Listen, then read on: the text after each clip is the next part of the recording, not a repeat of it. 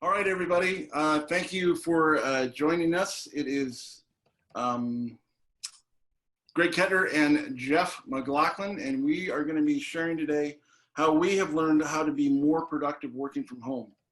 And I'm just trying to find us here live on Facebook. Do you know if that went through, Jeff? I'm looking at it right now. Apparently, Is it live? it says live. All right. Oh, it's setting it up for live. So it should be live here in just a moment. Okay. Technology is my specialty. It is not mine. But anyway, so if you are joining us here, I know I saw Roland and Eric and Karen, Kathy. Kathy and Eric work with my wife at the bank, and I think my parents are trying to get on, but maybe they're having technical difficulties as well. So, but if you're on, jump on the chat box, and this is interactive. Hello, Roland, how are you? So Roland is there, Kathy, Eric, Karen, Cool. my mom and dad, I think we're gonna come on, but we shall see. Awesome. Hey, Roland, if you're listening, can you chat in the chat box just to make sure it's working well? Oh, he's doing unbelievable. Of course he is. All right, perfect. So we are live. So thank you everyone for jumping on board. This is our first journey on doing a joint webinar for you. So want to thank you again for your time. If you have any questions throughout the whole webinar, please let us know in the chat box and we will be getting to you at the end. We're happy to spend some extra time. It's going to be about 30 or 40 minutes. We'll go through this and we will go from there. But thank you so much for being here. I know your time is valuable, and Jeff and I just wanted to get on here, share with you what we have learned from working at home. Most recently, Jeff, I know how long you've been working at home? About 15 years. Okay, so you definitely got, I got about 6 months since COVID. Yeah. So COVID changed things up though a little bit. I got to tell you, that definitely threw a monkey wrench in how things worked, and I had to relearn how to do things more effectively. Yeah, absolutely. Mm-hmm. So just to start out before we get going, we wanted to do a quick poll. It's totally anonymous, and what this helps us do is for future webinars, who is going to be on there, how much time are they working at home, and what issues that you guys might need that we can share. So I'll punch the poll up there. We'll take a couple minutes. Jeff has agreed to sing us a lullaby during this time, but I think there's 5 questions. But how often do you check your emails or social media? How many hours a day do you work from home? What is your biggest challenge working from home? And 4 is, do you have a home office set up, or are you just sitting on the couch or at the dinner table? And then how many hours do you feel like being productive? How many hours do you feel like you are being productive during the day? So if you're on and just want to click on that poll, we'll leave it open for a couple minutes, and then we'll go from there. Anything you want to add? I was going to say, I can't wait to find out, because, you know, you never know what other people are doing. I know that there is a lot of research that says how productive people are from home. And so I'm just interested to see what people actually think, how effective and productive they think they are at home. Yeah. And I know for me, and the reason why I got interested in this topic is, you know, I struggle at times too. I mean, I know we're giving the information away today, but it's something that we all are involved with now, and it looks like it's going to be the future of, you know, working from home more and more often. Mm-hmm. Oh, for the near future anyway, that's for sure. Yeah, I know there's companies like Google and Amazon's moving a lot, towards having people work from home.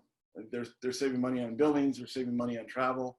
Mm-hmm. I was talking to one of my personal coaches today, and he was saying it's amazing how much it's switched, because after our meeting this morning, he had a meeting in Seattle, Mm-hmm. Vancouver, Ottawa, and Kelowna. So we had 5 meetings that would literally take you 10 days. By the time you fly in, you have your meeting, you go back and do all those sorts of things. So we'll just leave this open here. I'm going to put myself in here as well. How often do you check your emails? I don't know if we can vote. I just tried to. Oh, okay. No, we can't. All right. We got a couple people on there and voting. And also too, I want to give a shout out to anybody who's on Humor Lab watching this. We're broadcasting around the world. That's how big of a deal you are, Jeff. This is live around the world.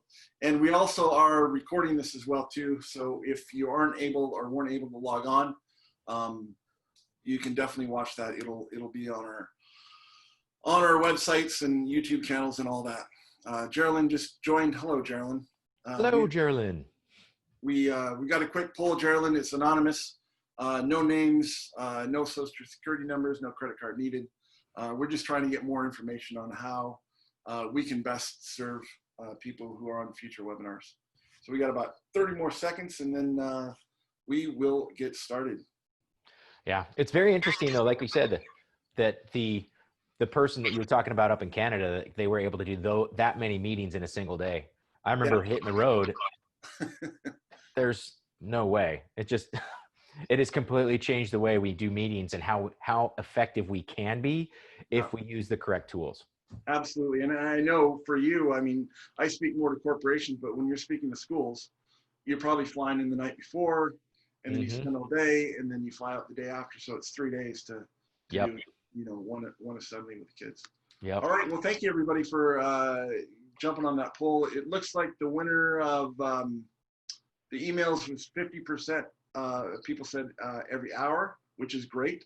Wow. Me and my ADD, I've really had to work on that.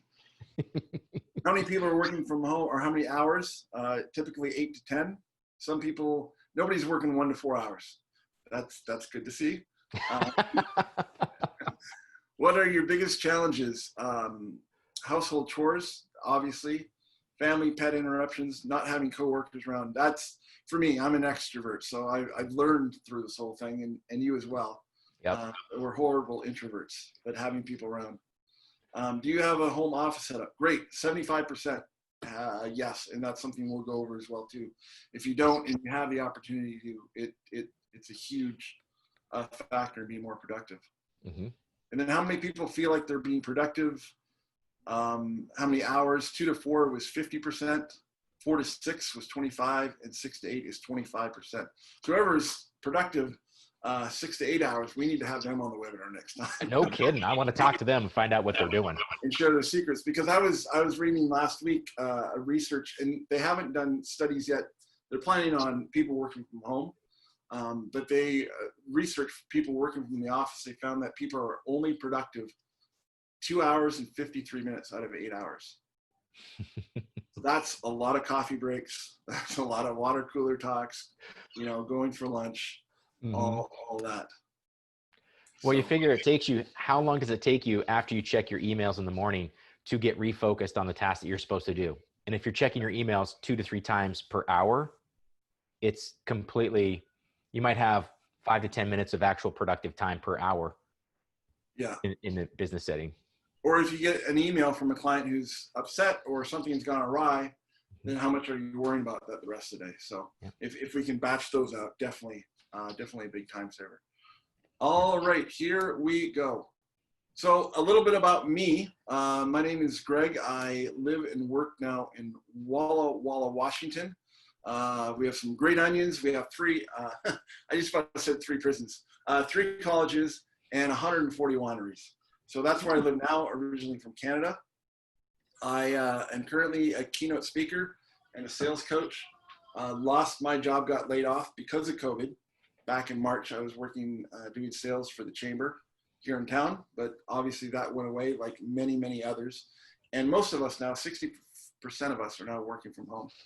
So before I started the keynote speaking, I was in corporate sales. I worked for Nike. You may have heard of them. They're a shoe company out of Portland, Oregon. Little one. Yeah, tiny one. And SAP, one of the biggest software companies in the world, I sold to government entities down in the state of Texas. And I've also worked in professional sports for the Vancouver Canucks, National Hockey League, and the Vancouver Whitecaps, which is the Major League of Soccer. Over my 27 years in sales, I've been able to sell over $12 million in products and services, and I'm a huge golfer. If you know anything about me, I love being out on the course. I'm not a great golfer, but I do enjoy golf. And I'll throw it over to, oh, this way. You, Jeff, what about you? Awesome. Well, I am Jeff McLaughlin. I'm a speaker, trainer, and coach. I've given over 1,000 speeches in my lifetime in the last 15 years. Now, when most people say they give a speech, it's about an hour. When I do speeches, it's more like programs, and I worked a lot with students in the world of education. And my programs, my speeches are 6 hours, and so that 1,000 speeches is equated to close. We're getting close to that 10,000 hours on stage mark, which is pretty fun. I'm a husband. I got a couple of great kids who are in the background. If you hear them screaming and yelling, it's because they got excited at Roblox or whatever video game they're playing, so that they wouldn't bother me.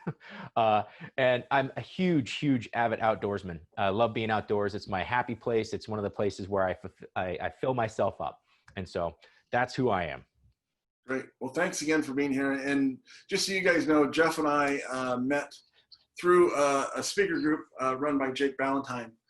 Jeff's up in Coeur d'Alene. I'm down here in Walla Walla.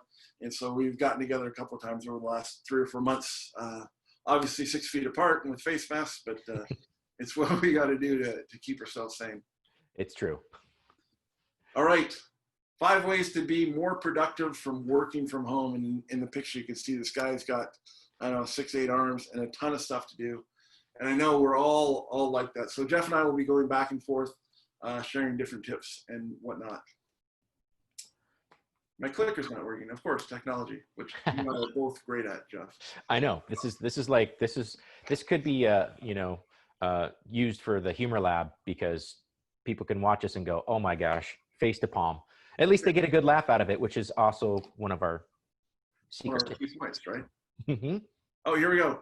So here are the challenges, and these are from research and from what Jeff and I have talked about and talking to our friends and family as well too. But the mental stress of working from home. We're social creatures. We're used to going into the office, meeting different friends or coworkers for lunch, doing that whole thing, coming home, spending time with our family in the evening. But now it's 24/7. So the mental stress of being on your own.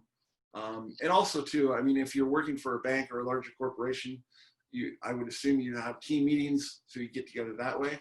But when you're an entrepreneur working by yourself, it can be lonely at times. And that leads right into the loneliness, right? We're by ourselves.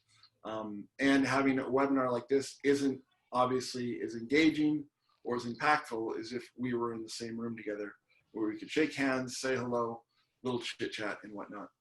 Time management is also another really big challenge. How do I manage my day? Do I manage it in blocks? I was talking to a friend of mine. He's an entrepreneur up in Vancouver, and he and his wife, they have a 5 and a 3-year-old. So they've found that he gets the mornings off. So he takes care of the kids, gets them to school and whatnot till noon. And then he goes to work from his house, and his wife works from the house too, but then she takes care of them in the afternoon. So there's the time management challenge for a lot of us. Distractions, the UPS guy, your dog. What kind of distraction do you have at your house, Jeff? I have kids that are home right now. I have a 4-month-old German short hair puppy who requires constant attention. Yeah. And yeah, the UPS guy, neighborhood kids. Anytime something drives by, I have a little alarm that goes off in my house. I haven't figured out how to turn that off because of technology. It's not my forte. So I'll have to figure that one out, because that's a major distraction as well. Yeah, no, exactly. Team communication can also be a big thing. I know you were a teacher, Jeff, and obviously in the schools you're at, you would have team meetings. All the teachers would get together, the principal, here's where we're directed, here's where we're going. But a one-on-one communication is a lot easier than what we're doing now. You have to be over-communicative, if that's a word, over-communicate, to make sure people are hearing and understanding.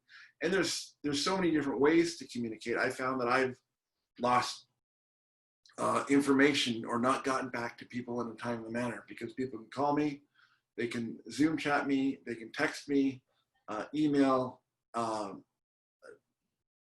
pigeon doves, smoke signals, whatever, right?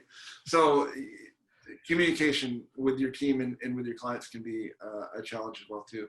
And then lastly, technology. Jeff and I are nowhere near technology experts. Um, there's stuff that goes wrong here and there. So learning how to use the tools that have been created for us will definitely help out as well too.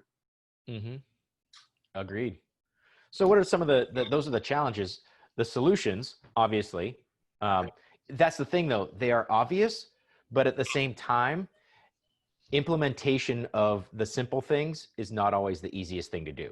If it was simple, if all you had to do is think about it, I love it. Who was it? It was Les Brown said, if all you had to really do was think about things, everybody on the planet would have $1 million in the bank and six-pack abs. Yeah. But it's implementation. We actually have to do something about it. So the solutions, Eat the Frog, great book. It's Brian Tracy. It's, you know what? Do the hardest thing first. Yeah. It is get it out of the way. And if you eat the frog, guess what? Everything else in your day is going to be fine because you ate a frog the very first thing. So eat the frog, just dive in, get it over with. Having a plan is absolutely, utterly critical. And I believe that that Greg is actually going to talk about that in just a little bit. But having a plan, failure to have a plan is a plan to fail. It's pretty simple. Frequent breaks. I know that it seems counterintuitive. However, taking frequent breaks allows your brain to focus or to refocus when you start to get that little fuzzy haze of that drone, like, it helps you to actually refocus on what you're supposed to be doing. Humor, Greg, you actually have an entire group based on humor and the power of laughter and joy that laughter brings. It's absolutely wonderful. It helps us to refocus as well. I'm going to cover the to don't list, which I absolutely love. I actually got that from our good friend Ryan Dunphy, who we also met with the wonderful Jake Ballantyne. We're going to cover the home office setup. If you don't have a designated place in a specific area that is your workplace, you're not going to be as successful because you'll be scattered all over the place. And then we do have a couple of bonus tips that are just really fun because really there's a myriad of things that you can do. We just picked 5 that we thought would be the most efficient and effective for people to implement right now. Great. Thanks, Jeff. Mm-hmm. Clicker's still not working. Perfect. All right. Tip number 1, plan tomorrow tonight. So here's the first tip, and all these tips, we can actually use them this afternoon, whether you're working from home or at the office or in between. But I like to plan my tomorrow at the end of my day. So before I leave my home office, I pick 3 things that I need to have done tomorrow. And tomorrow, the 3 that I'm going to do that I've already got planned out, because I knew I was going to be on this webinar, is I'm going to take this webinar and cut it up into clips so that both Jeff and I can use it to share with other people how to be more productive and hopefully help other people be more productive, have more fun at work, and make more money. Again, like Jeff was saying, Eat the Frog from Brian Tracy. It's the worst thing that you have to do. I'm not very technically savvy. And so for me, going through a 45-minute video and chopping it up into pieces will probably take me 2 hours. I'm getting better at it, but it's the thing I least like doing, but I know it's going to help my business further on down the road. So first thing in the morning, I'm going to work on that. The other thing I have to do, I have to reach out, make 20 prospecting calls tomorrow, which I love to do. I love talking to people. And then I also have to update my website. I've got a good friend of mine, Brady Dahmer, who's helping me out with that as well too. So those are the 3 things that I know I'm going to do tomorrow. And how this helps me is when I go to bed at night, I'm not worried about what I'm doing tomorrow. I'm not waking up in the middle of the night and going, what was I going to do? Who do I have to talk to? What do I have to do? Where do I need to be? Where do I need to go? It removes that anxiety and alleviates that stress so you can get a good night's sleep. I think Jeff's going to be talking about, taking breaks and being mentally prepared for the day, and a good night's sleep helps with that. And then lastly, every day, if you can plan some me time, I'll go for a walk during the day.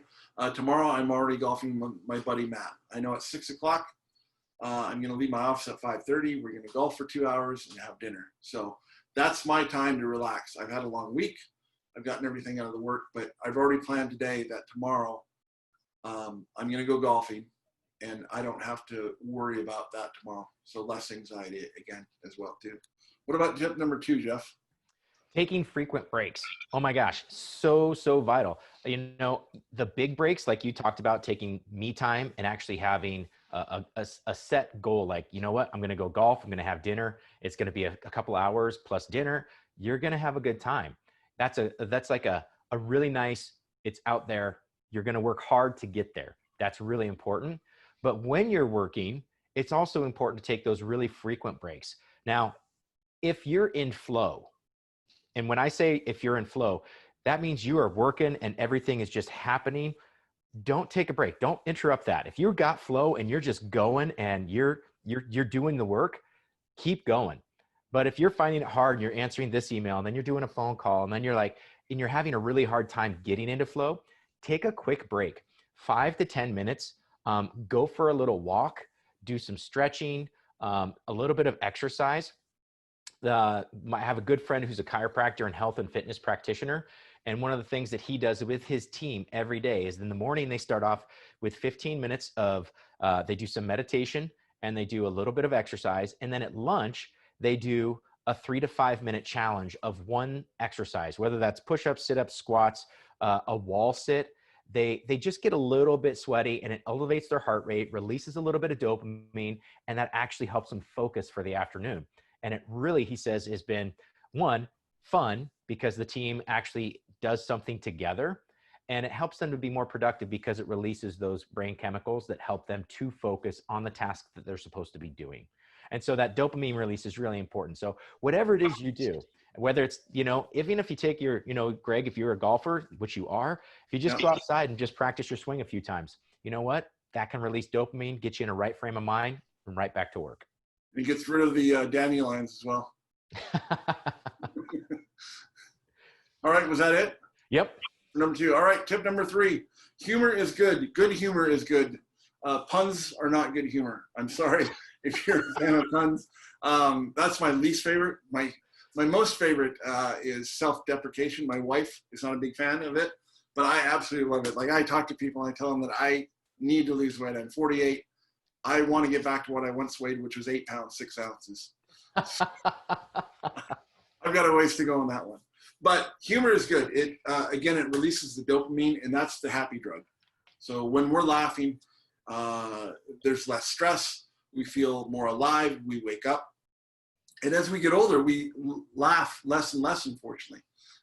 They did research, and they found that kids between 1 and 5 laugh up to 300 times every day. 300. Guess how many times adults laugh, Jeff? I'm going to say less than 50. 17. That must be sad to be an adult. I know. But imagine if we laughed 300 times a day, we'd be unproductive, but we'd be having a good time. But laughing is good for the brain. It's good for us physically as well, too. It burns calories. If you laugh for 15 minutes, you burn 30 calories. Obviously, I don't laugh enough. I should laugh more. But laughter is good. And I kind of got into this whole thing. I started at the beginning of COVID. I started a Facebook group called The Humor Lab. Be happy for you to join us. But it's a place where people can post memes and cartoons and funny videos. And it's PG-13 and it's non-politics. So I have I will block anybody out who violates the rules. But it's just a way for people to go during their day or at the end of the day, read something funny, share it with their friends. But it gets us in that right frame of mind. It takes work off of our minds off the stress at work. And laughter truly is the best medicine. Unless you have diarrhea, then it's not even in the top 5. But it's amazing how just by laughing, it can change our moods. And there's days, and my dad has always been very, very positive, and I got those same genes. So I'm always happy. I'm always positive. But during COVID, I've had days where I just feel overwhelmed. I'm like, what? Is this ever going to end? How am I going to get through the day? That sort of thing. And at the end of the day, I'll sit down and I'll, log on to Dry Bar Comedy. It's clean, it's funny, it's applicable. And watching 20 minutes of that, I'm happy again. So humor can be a big, big stress relief for us and keep us in the right frame of mind. True that.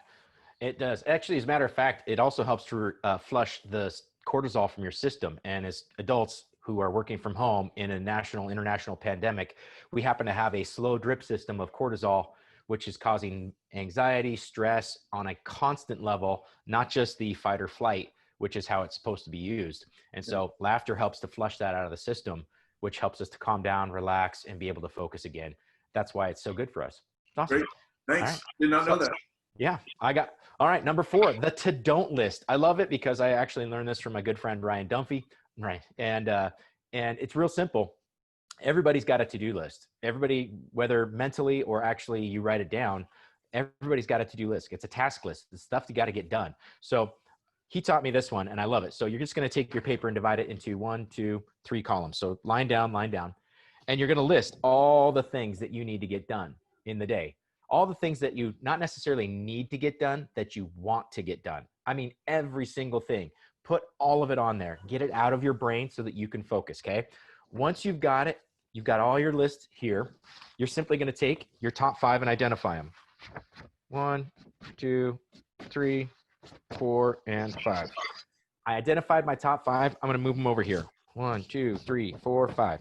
Now, out of those top 5, I'm going to say, which one do I need to get done? Need to. This is non-negotiable. I have to get it done, and I'm going to move it over here. And then I'm going to take the next one if I can. If I get this one done, I'm going to put a big old circle, smiley face here. Yay, I got it. Cool.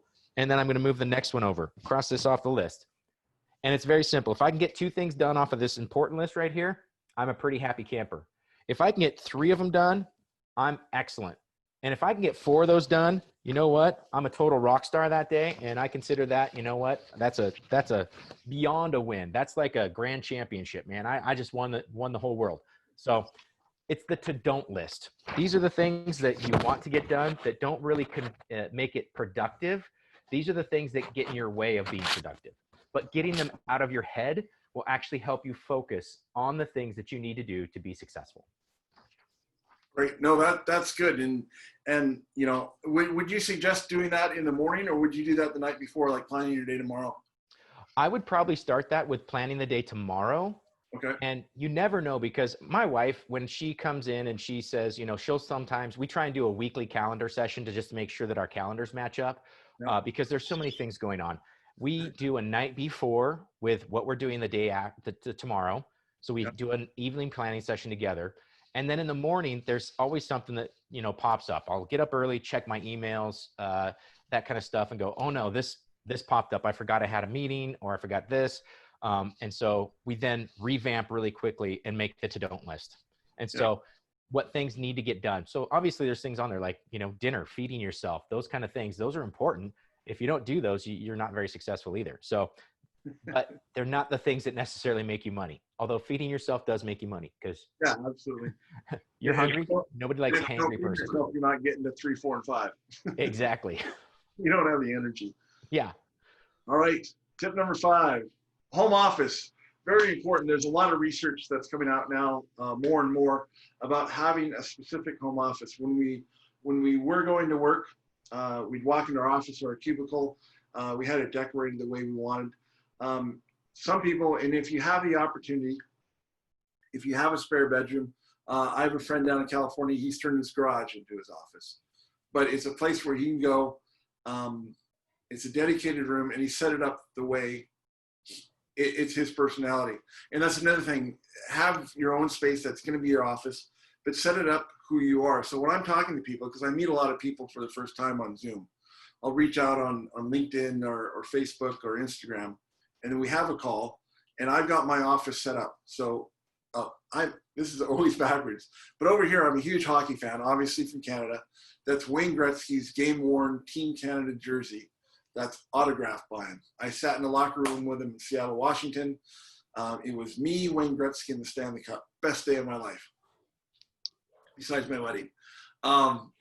But so that's my thing, right? In front of me, I've got autographs from Wayne Gretzky. I've got a ticket from his last game that he played in New York City. I've got pictures of my favorite band, The Tragically Hip. But this is me. So when you are on a meeting with a client or a prospect, they kind of get a sense of who you are.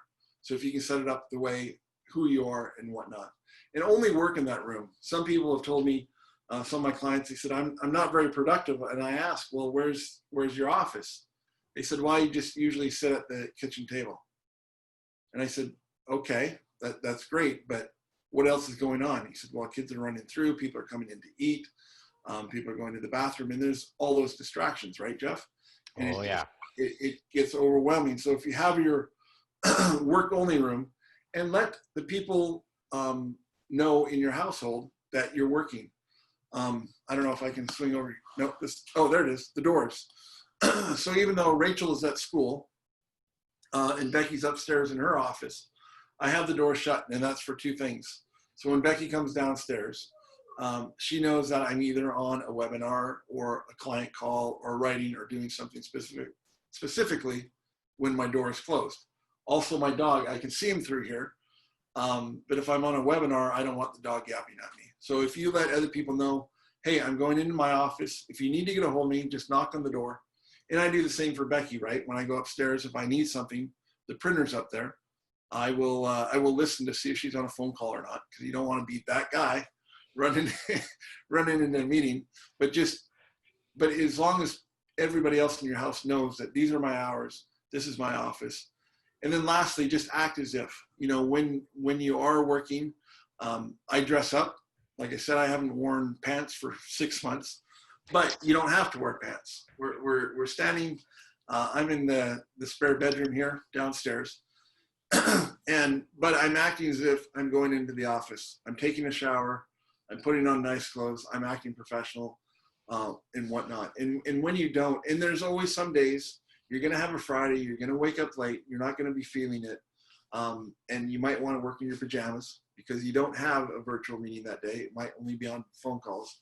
You can do that, but you're just not in your right frame of mind. Do you have anything to add to that, Jeff? You know what? Those are really important. I happen to live in a 1,000-square-foot house, and there is no room for the office. And that's the hardest part, is trying to be productive. Now, when kids were in school, my wife went to work, I had the whole house. I could set up camp, and I would always set up where I am right now, which is like I have this like high top table so I could stand and I could do my work from there. But with kids in school, at home, wife at home, doing that kind of stuff, it's really hard. So I actually ended up buying a van, and a big Sprinter van, and I use that as my office. Now, the other problem is I now rent that van out as a added source of income. Yeah. And so when it's gone, I can't use my Carface.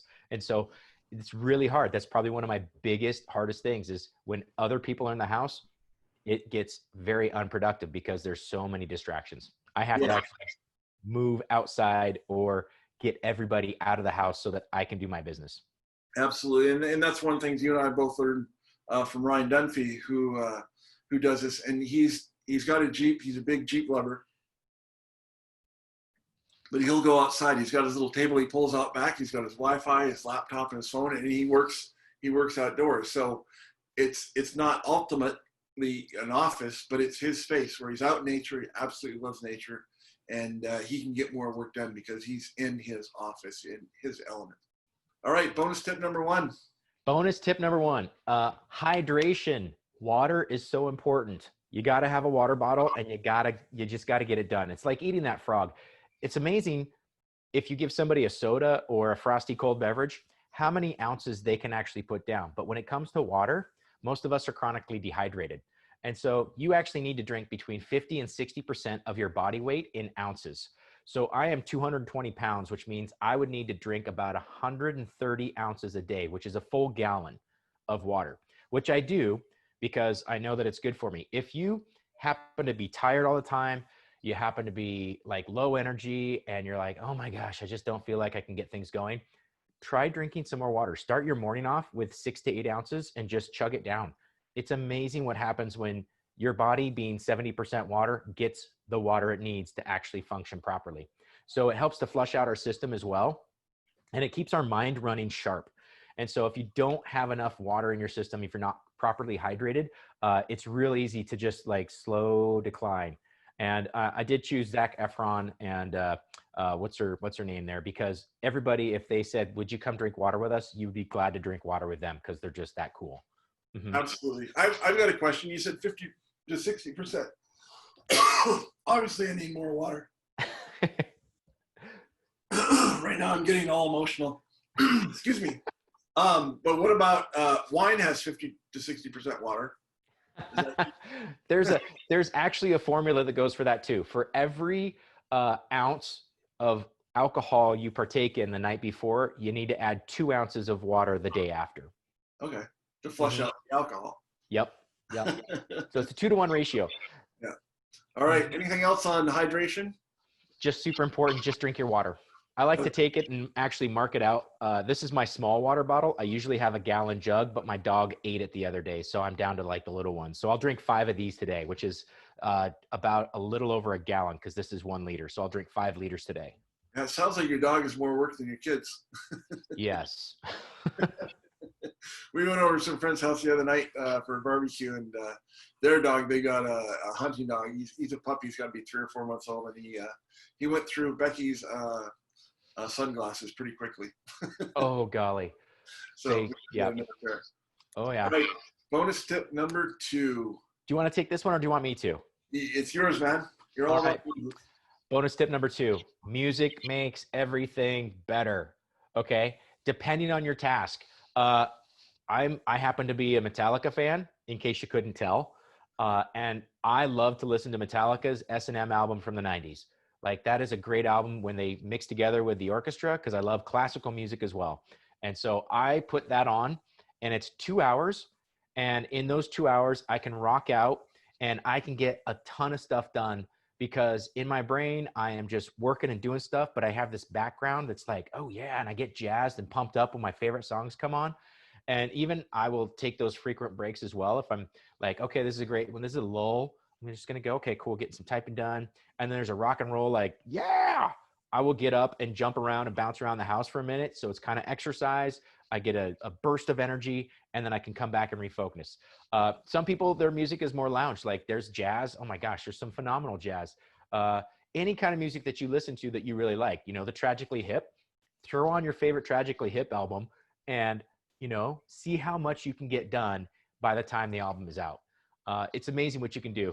They did a study, I believe it was Harvard, that showed if you listen to classical music before taking a test, that you were 15% smarter on that test.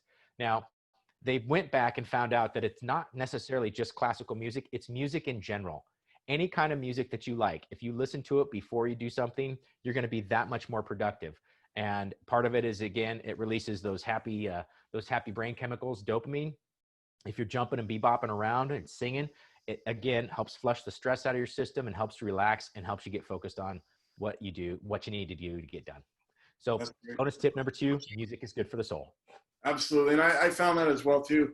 And even sometimes if I'm in the mood, I'll just put on the white noise, a river running or chirping. I mean, on YouTube, I was like, ocean sound music. And there's some guy who's recorded like 14 hours of the ocean. So he's obviously working really hard. But it does help. You get through work, you get focused and pile on through. And that is it, folks. What time are we at? Yeah, we're at 11:40. So I just want to say thank you to everybody again for being on. We really appreciate your time. And I just wanted to let you know, here's Jeff's logo. His company is Professionals That Play. This guy is great. He will go in and play games with people, team building, de-stressing, learning how to work together, how to communicate, all this kind of stuff. And you can find him on all social media under Jeff McLaughlin. Probably the easiest is just your website, Jeff? Yeah, professionalsthatplay.com. Okay, perfect. But you're on LinkedIn, Twitter, YouTube, Instagram, and Facebook. Mm-hmm. Yep. And you can reach the amazing, incredible Greg Kettner, who is a professional comedian, stand-up comedian, a sales manager extraordinaire. My goodness, using humor in sales to increase productivity and sales income. That's always awesome. He is a coach and a trainer, and he will come and do speeches at your place of work. He'll work with your team, and he's just an all-around great guy. I mean, honestly, I've known Greg for like 6 months now. Yep. 6-9 months, and I mean, you're one of my top 3 people to go to. So when I need a little pick me up, I'm like, Greg, help me out, and he's always there for me. So